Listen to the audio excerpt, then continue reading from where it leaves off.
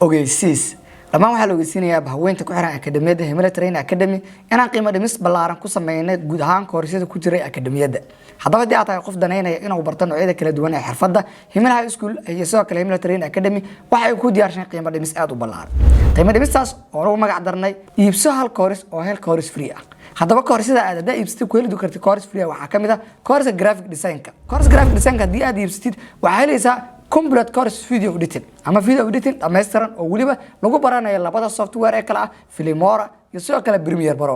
Haddii iibsatid video editing kana si la mid ah waxaad helaysaa course graphic design-ka. sidoo kale koorsada aynu qiimo dhimista ballaaran ku sameynay waxaa kamid ah koorska aasaaska computerka ama computer basic. maanta xirfad kasta oo dunida la barto ama shaqo kasta oo la soo bandhigo waxaa shuruud noqotay qofka inay taqaano computerka.